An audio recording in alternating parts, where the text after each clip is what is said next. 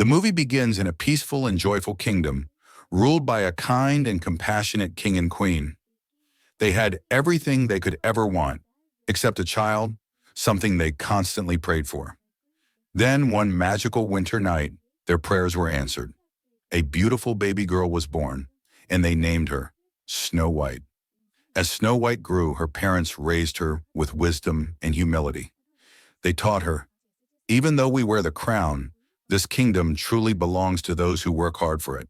Someday you'll be the one to rule, and we believe you'll do so with honesty and kindness. Life in the kingdom was blissful, until one day the queen fell ill and passed away, leaving the king and Snow White heartbroken and alone. Sometime later, a stunning woman arrived at the palace. The king, enchanted by her beauty, quickly fell in love and married her. She became the new queen, but she cared more about her looks than she did about the kingdom or even the king. She possessed a magical mirror that could only speak the truth. Obsessed with her appearance, she would ask the mirror every day, "Mirror, mirror, who is the most beautiful in the world?" When the mirror answered with her name, it filled her with joy. One day, the mirror revealed something far more serious. The kingdom was about to be invaded. The king rode off with his army to defend the land. But after that day, he never returned. With the king gone, the wicked queen's grip on the kingdom tightened, and her cruelty grew more severe. She stripped Snow White of her royal status, reducing her to nothing more than a servant in the castle. Years went by, and soon people even forgot that a princess named Snow White ever existed. Under the queen's oppressive rule, the kingdom began to suffer. Evil spread like a plague, and famine swept across the land. One day, while Snow White was cleaning the castle, a boy named Jonathan snuck in, intending to steal. Snow White caught him and gently told him, "Stealing isn't right. If you need food, ask the queen for permission. Maybe you can even speak to the queen or the princess to find a solution." Jonathan laughed and replied, "Princess? What princess? I doubt she's even alive." His words stung Snow White deeply. She quietly responded, "The princess is still alive, and she wants to help her people." But Jonathan scoffed. "Well, she hasn't done anything yet." With that, he walked off, potatoes in hand. His words echoed in Snow White's mind. She realized she had to step up and do something for her people. She mustered the courage to speak to the queen. Snow White pleaded, "You should care for the people. Share your wealth so their suffering can end. I remember how Father used to teach me this. Every year on special days, we'd bake apple pies and give them out to everyone." But the queen sneered. "These pests don't deserve such fine food." Just then, a soldier captured Jonathan and dragged him before the queen. She decided to punish him by burning down his house in return for his theft. Jonathan replied, "I don't even have a house." It turned out he was the leader of a group of thieves who had once loyally served the king. Upon hearing this, the queen ordered, "Throw him in the cellar, so roughly that his screams echo through the entire palace." Snow White stepped in, saying, "You can't do that. My father never believed in harsh punishments, because they only stir rebellion." Her words only enraged the queen further. She ordered that Jonathan be thrown out into the freezing cold without any clothes. Then she turned her anger on Snow White and lashed out at her. Heartbroken, Snow White began to sing a sorrowful song. Through her song, she remembered her parents and expressed her longing to fulfill all the dreams she once had for her people. Determined, she went to Jonathan and freed him from his chains.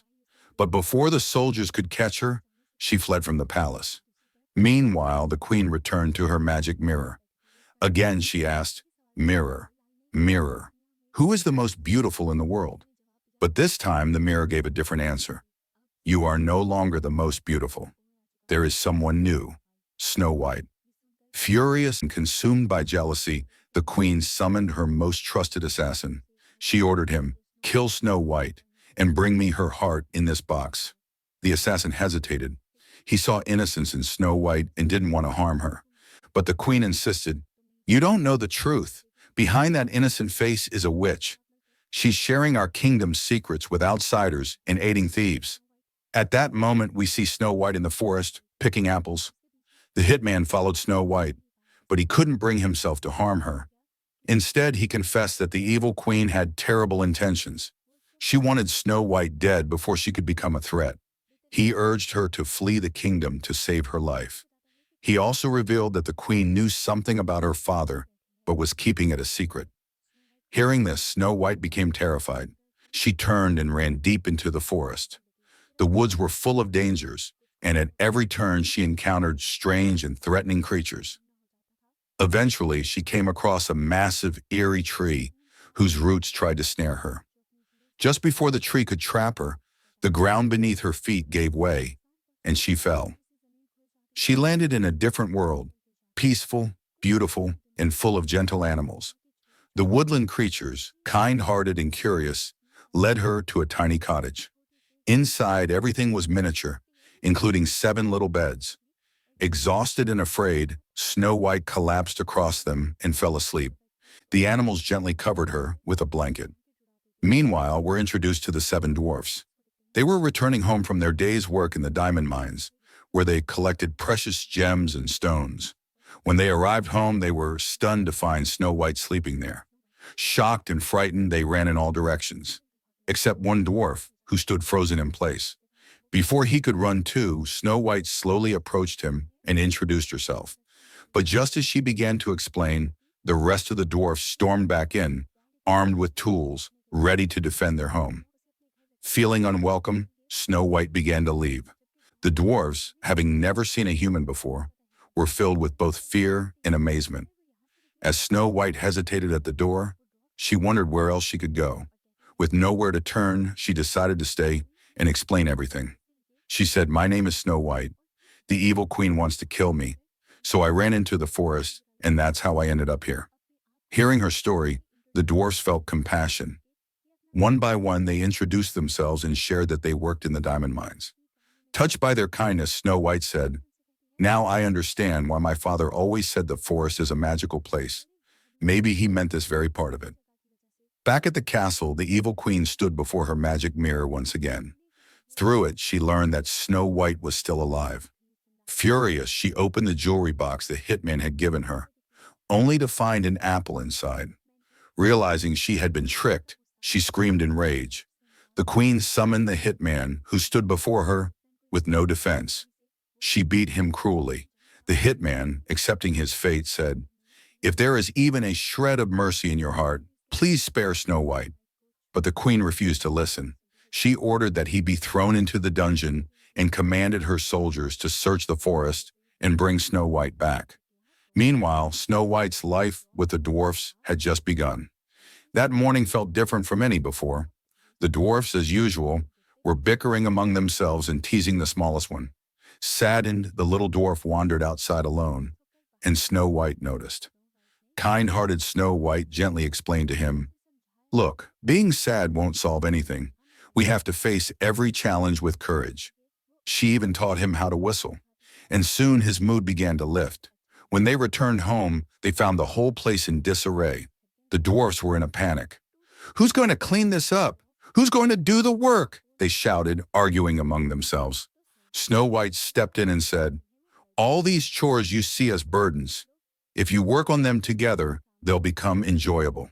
She also noticed that their anger wasn't truly directed at each other.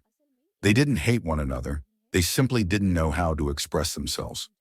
Snow White showed them how to communicate, how to talk things out, and solve problems as a team. Because of her, the dwarfs experienced a big change in their lives.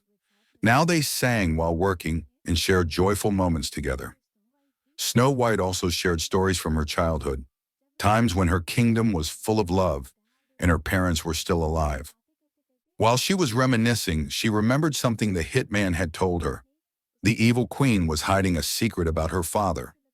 Everyone believed that the king had died in the war, but what if he was actually still alive? Snow White told the dwarfs, "We might be able to find him, with help from the forest robbers. They once served my father." It was time for the dwarfs to go to work, so they left. Snow White set off into the forest to find the robbers. She wandered back and forth through the woods. Suddenly, someone pulled her behind a tree. It was Jonathan, who had saved her from the soldiers sent by the evil queen. Snow White quickly told Jonathan, "I believe my father, the king, is still alive. Jonathan replied, "That might be true. I also heard rumors that the kingdom he went to war with had captured him, but I don't know exactly where he's being held." As they spoke, Jonathan's companions arrived. They greeted Snow White with honor and respect. Before they could make a plan to rescue the king, a group of soldiers appeared. They had spotted Snow White. Without hesitation, Jonathan and his companions stepped forward to protect her. They urged Snow White to run while they held the soldiers off. But the queen's army was large, and the robbers were few in number.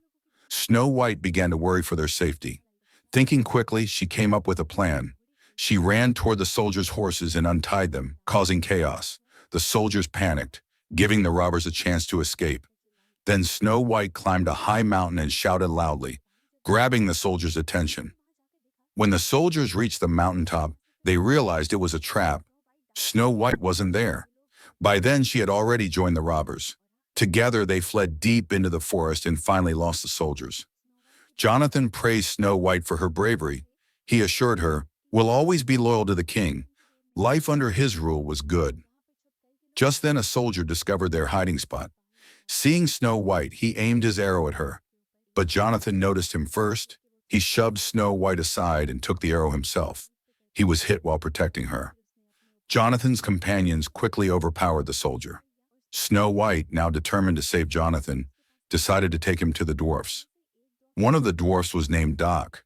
Maybe he was a doctor? But when they arrived, it turned out Doc wasn't actually a doctor. He was just named Doc and specialized in mining rocks and minerals. Jonathan's companions grew angry, frustrated at the misunderstanding, and an argument broke out. Snow White interrupted them, saying, "What are you all doing? This is exactly what the evil queen wants, to divide us. She wants us to doubt each other, become selfish, and stop working together. But that's not who we are. We can get through this by helping one another." Everyone fell silent after hearing her words. Doc then spoke up. "I may not be a real doctor, but I'll do everything I can to save Jonathan." He took Jonathan into his home. Time passed, and when Doc finally came out, there was sadness on his face. Everyone looked at him anxiously, but then Jonathan stepped out from behind him. Everyone let out a breath of relief. Though weak and still recovering, Jonathan was alive. And now, filled with joy, they all began to celebrate this small but meaningful victory together. Jonathan and Snow White grew closer to each other as they celebrated together, singing joyfully. Just as they were about to embrace, they became aware of the crowd around them. Before dawn, Jonathan and his companions made a decision. They would head deep into the forest early in the morning, so the secrecy of their hidden refuge would be preserved, and Snow White would remain safe there. Before leaving, Jonathan said to Snow White, "I'm going away for 2 days. I won't be able to return during that time. But I promise, once I'm back, we'll go to the kingdom to search for your father." Snow White took off the chain her father had given her and placed it in Jonathan's hand. "This will remind you to come back," she told him gently. But while Jonathan was making his way through the forest, he fell into a trap. Before he could even understand what had happened, the evil queen's soldiers captured him and dragged him to the palace. When he arrived, the queen demanded, "Where is Snow White?" Jonathan did everything he could to act innocent, replying, "I don't know anyone named Snow White." But the chain hanging around his neck betrayed him. The queen yanked it off and, realizing the truth, threw Jonathan into the dungeon. Then she began brewing a magical potion, and in doing so, her true identity was revealed. The queen was actually a witch. She drank the potion, but instead of becoming more powerful, her body began to weaken. She slowly transformed into her true form, an old, wrinkled witch. Her beauty had only been an illusion, maintained through magic. Now in her real form, she picked up an apple and began chanting an incantation, a spell of poison and dark magic. She enchanted the apple so that whoever ate it would fall into a deep, enchanted sleep. Her target? Snow White. Meanwhile, we see Jonathan struggling to escape the dungeon. There, he discovered the hitman who had once spared Snow White. Then the scene shifted to Snow White. The dwarfs had all left for work, and she was preparing to leave the cottage to search for her father. Just then, an old woman appeared, the witch in disguise. Snow White didn't recognize her. The old woman handed her a locket and said, "Jonathan is in great danger." When Snow White saw the locket, she felt something was wrong and decided she needed to save him immediately. She was about to leave when the old woman stopped her. She offered Snow White an apple and said, "Eat this. You'll need your strength. Remember what your father once told you? Love conquers all." Hearing her father's cherished words, Snow White let her guard down and took a bite of the apple. At that moment, the animals and birds in the forest sensed something was terribly wrong. They rushed to find the dwarfs and bring help. As Snow White chewed the apple, her vision darkened. She grew dizzy and asked, "What was in this apple?" The witch, now revealing her true voice, repeated the same words the evil queen once used. Snow White immediately realized this old woman was the evil queen, her greatest enemy. Then Snow White collapsed into a deep, cursed sleep.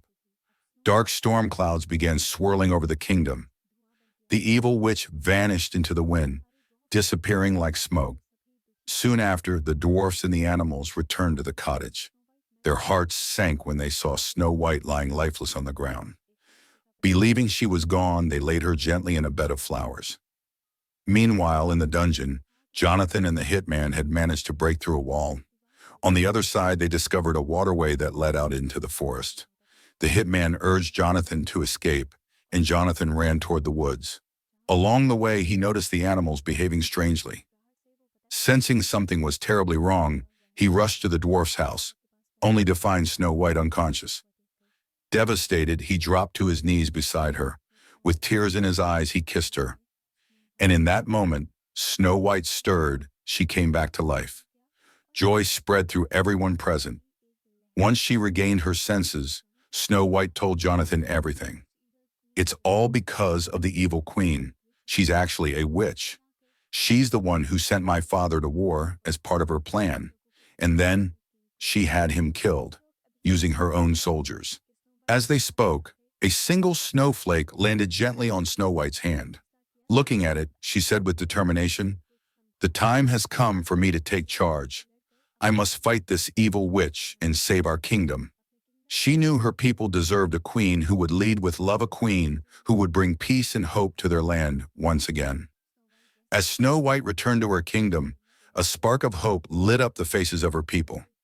Everyone followed her, gathering in front of the palace, chasing after their newfound hope. Snow White. Sensing the growing defiance of both the people and Snow White, the evil queen descended from the palace herself. In one hand she held a rose, in the other, a sword.